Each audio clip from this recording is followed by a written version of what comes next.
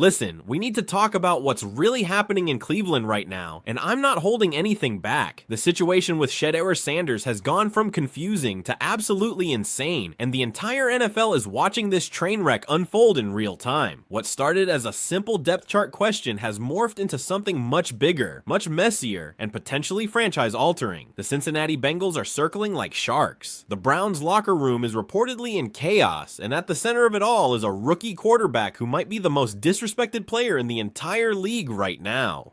So here's what went down. The Browns trade away Joe Flacco, their veteran backup quarterback. Simple transaction, happens all the time in the NFL. But what should have followed was the most obvious, straightforward announcement in the history of football. Shedeur Sanders, the 5th round pick they kept on the active roster all season, would be elevated to the backup position. That's it. 10 seconds of your time, move on with your day. Instead, Kevin Stefanski steps up to the podium and delivers what might be the most baffling, frustrating, and downright disrespectful press conference I've seen from an NFL head coach in years. When asked directly if Shedeur Sanders is the backup quarterback, Stefanski couldn't give a straight answer. Think about how wild that is for just a second. This is your second string quarterback we're talking about. The guy who's one Deshaun Watson injury away from running your entire offense. This isn't some practice squad body you signed yesterday. This is a player you drafted, evaluated through an entire offseason, kept through training camp, and chose to put on your 53-man roster over other candidates. You made the decision that he was one of your best 53 players. But now, when it actually matters, when you need to show some conviction and leadership, you can't even commit to him being your number 2 guy. Stefanski starts talking about how the trade caught them off guard, how everything happened so fast, how he's always thinking about player development. Brother, what are you even saying right now? You're the head coach of an NFL franchise. Player transactions are literally your job. This isn't some surprise birthday party that caught you off guard. And the player development line, that's the part that really gets me. If you're so concerned about developing Shedeur Sanders properly, why did you keep him on the active roster in the first place? Why not put him on the practice squad where he could actually focus on learning without the pressure? The whole explanation makes zero sense. Then comes the real kicker. Stefanski says he needs to let the week play out before making a decision. A decision about what exactly? The alternative he's apparently considering is Bailey Zappe, a guy who literally wasn't good enough to make your active roster and has been sitting on the practice squad. So let me get this straight. You're telling the world that you might elevate a practice squad quarterback over the guy you specifically chose to keep on your active roster all season long. The message that sends to Shedeur, to the locker room, to the entire organization is absolutely devastating. You're basically announcing to everyone that you have zero confidence in this kid. The media picked up on this immediately. Analysts started breaking down what Stefanski was really saying between the lines, and it wasn't pretty. One of them put it bluntly: it sounds like the coach is saying, this kid's not ready, and if I had to put Shedeur Sanders in there, we would have absolutely no shot at moving the ball. That's the subtext. That's what's being communicated through all the corporate speak and deflection. Your head coach is telling the world through carefully chosen words that your 5th round rookie is a complete liability who cannot be trusted under any circumstances.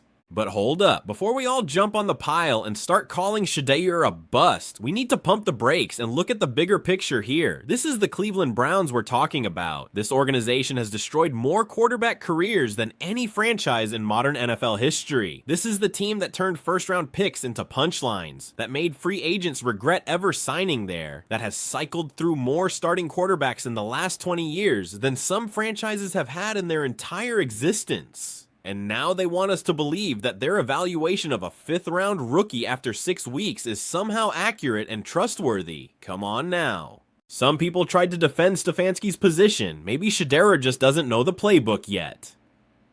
Fair enough, he's a rookie, he's been 3rd string all season, which means he's not getting the reps with the 1s, or even the 2s in practice. But then someone else made a point that completely destroys that argument. If he doesn't know the playbook after a full off season, training camp, and 6 weeks of the regular season, then why is he on the roster at all? If he's that far behind in his development, you should cut him and use that roster spot on someone who can actually contribute. You can't have it both ways. You can't say he's good enough to be on the 53-man roster, but not good enough to be the backup quarterback. That's when the conversation took a really interesting turn, and this is where things get kind of dark and conspiratorial. One of the analysts said something that's been whispered about, but never really said out loud in mainstream circles. They suggested that the Browns are keeping Shedeur Sanders on the roster for political reasons, not football reasons. Political reasons. Let that sink in for a minute. What does that even mean in the context of an NFL roster decision?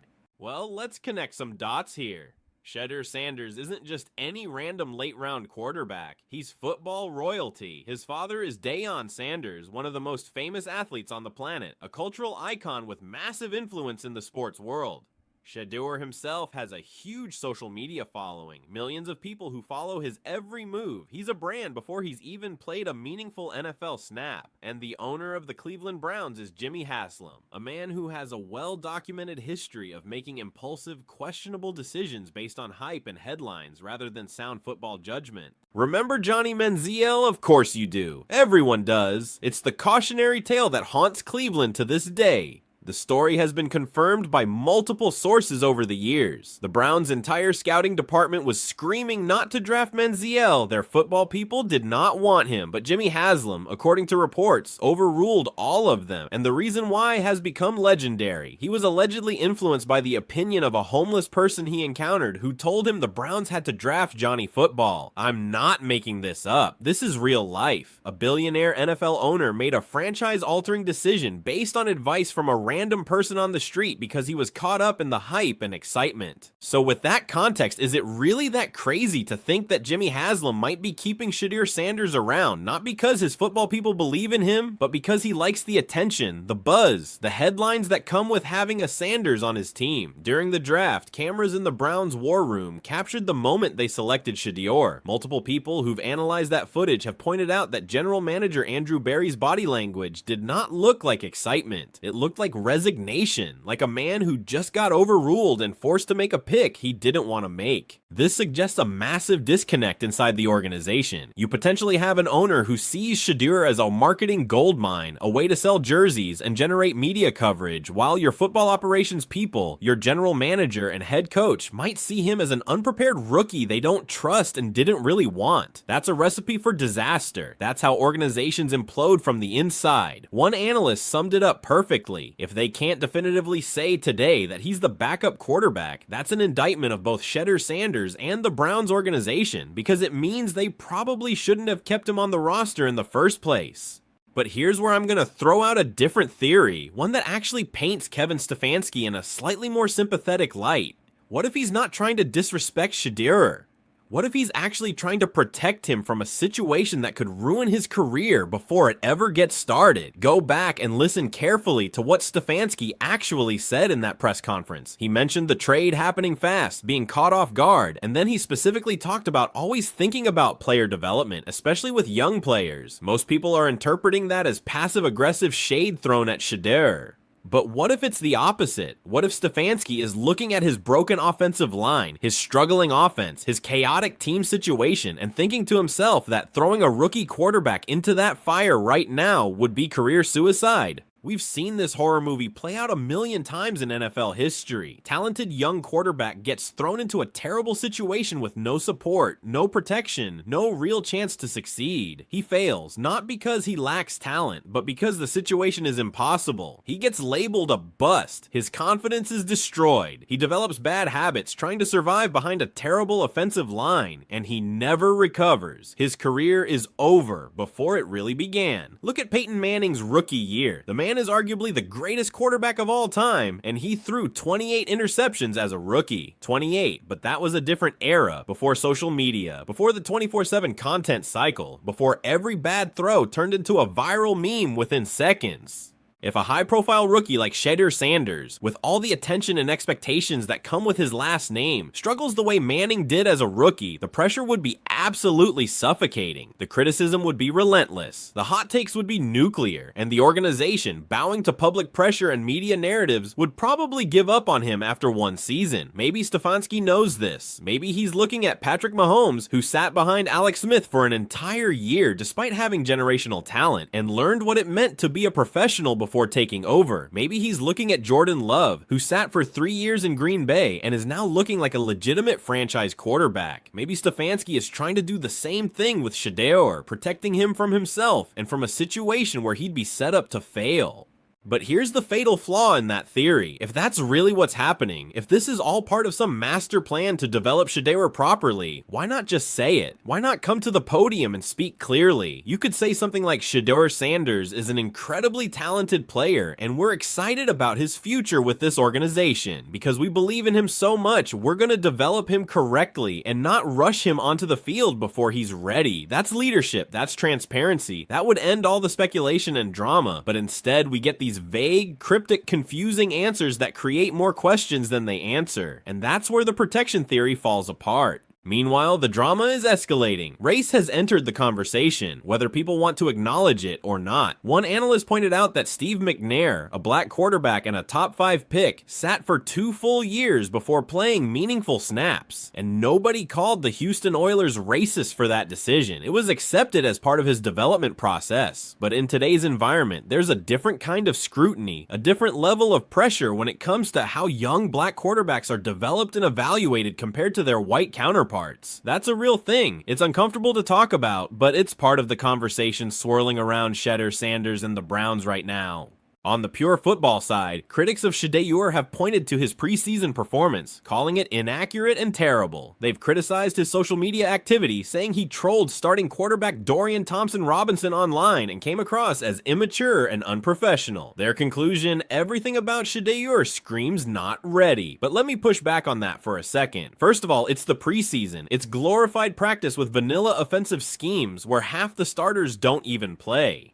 Shedeur was out there working with 3rd and 4th string guys, most of whom won't even be in the league in a few weeks. You absolutely cannot judge a quarterback's future potential based on meaningless preseason games where nothing is real. Second, the social media stuff. Look, I'm not gonna sit here and tell you that trolling teammates online is the most mature professional thing in the world. It's not. But does it have any bearing on his ability to play quarterback at a high level? Absolutely not. Tom Brady used to scream at his coaches and smash tablets on the sideline. Aaron Rodgers has had public drama with every organization he's been part of. Brett Favre, a Hall of Famer, had his share of off-field controversies. But we still celebrate these guys as legends because they could perform on Sundays. Why are we holding Shedeur Sanders to this impossible standard where he has to be a perfect saint off the field before we even give him a chance to show what he can do on it? It's a ridiculous double standard. One analyst made a point that actually supports Shedeur in a weird way. They said someone high up in the Browns organization, either Andrew Berry or more likely Jimmy Haslam, has a lot invested in Shedeur Sanders. They said it like it was a bad thing, like having faith in a young quarterback is somehow a problem, but you know what? Maybe that's exactly what Shedeur needs.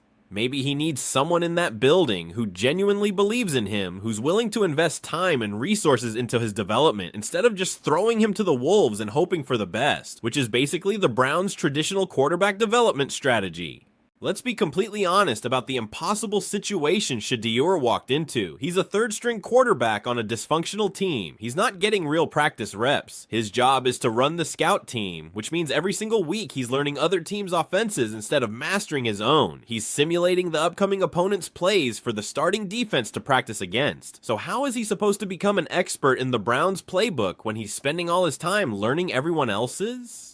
The entire system is working against him, and people are somehow expecting him to be ready to start at a moment's notice. It's not realistic. It's a setup for failure. But while the Browns are publicly disrespecting Shedeur and privately neglecting his development, other teams are paying attention, and this is where the story gets really spicy. Reports are circulating that the Cincinnati Bengals, Cleveland's biggest rival, are very interested in what's happening with Shedeur Sanders. Think about how perfect this would be from Cincinnati's perspective. They have their franchise quarterback in Joe Burrow, but they don't have a solid long-term backup plan. If the Browns actually bury Shedeur on the depth chart, or even more insanely cut him, Cincinnati could swoop in and grab him for basically nothing. Imagine the ultimate nightmare scenario for Cleveland. Shedeur Sanders, the 5th round pick that the Browns refused to develop, goes to their hated division rival. He sits and learns behind Joe Burrow in a stable, competent organization that actually knows how to develop quarterbacks. And then in a few years, he develops into a star who comes back to haunt Cleveland twice a year for the next 15 years. It would be the most Browns thing ever. It would be a disaster of historical proportions. The kind of mistake that gets people fired and becomes a cautionary tale told for generations. And that brings us to the fundamental question nobody in Cleveland seems to be asking. What if Shedeur Sanders is actually good and the Browns just have no idea how to develop quarterbacks? What if this entire embarrassing situation has nothing to do with Shedeur's talent and everything to do with Cleveland being Cleveland? Because let's look at the facts. The Browns haven't had a stable, successful quarterback situation in decades. It's a quarterback graveyard. They've drafted them high, signed free agents, tried veterans, tried rookies, tried everything, and nothing has worked. So why would we assume that their evaluation of Shedeur is accurate when their track record of evaluating quarterbacks is arguably the worst in professional sports history?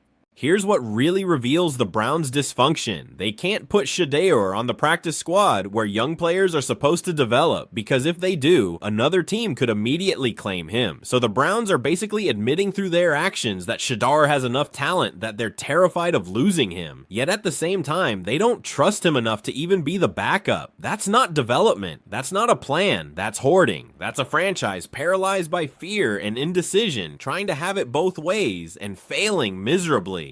This entire saga reeks of ego, politics, and incompetence. The best case scenario is that Kevin Stefanski is genuinely trying to protect Shedeur and develop him slowly, even though his own job security might depend on winning games right now. If that's true, Shedeur should trust the process and keep working, but the worst case scenario, and frankly, the more likely one given Cleveland's history, is that the Browns are wasting his rookie year, stunting his development, and setting him up to fail either through neglect or by eventually throwing him into an impossible situation out of desperation. If that's what's happening, Shedeur Sanders needs to get out of Cleveland as fast as possible. He needs to hope those Bengals rumors are real. Here's my question for you. Is Shedeur Sanders being protected or disrespected by the Browns? Should he demand a trade to a team that will actually give him a fair shot? Do you think this kid has what it takes to be a franchise quarterback, or is the hype just because of his last name? Be honest with yourself about what you really think, because this situation is only going to get more intense from here. If you think the Browns are making a catastrophic mistake right now, one they'll regret for years to come. Let me know what you think about all this. At the end of the day, Shedeur Sanders is in an almost impossible position. He's on a team that doesn't seem to believe in him, working with a head coach who refuses to publicly commit to him, dealing with an owner who might be keeping him around for the wrong reasons. But here's what I genuinely believe. This kid has too much talent, too much confidence, and too much DNA from his father to let this situation break him. Whether he stays in Cleveland and proves every doubter wrong, or he ends up in Cincinnati and makes the Browns regret the day they disrespected him, I believe we're going to see Shedeur Sanders succeed in this league. The only question is whether the Browns will be smart enough to be the team that gives him that chance, or if they're about to repeat the same mistakes they've been making for the last 20 years. One thing's for sure, this story is far from over, and however it plays out, it's going to be absolutely wild to watch.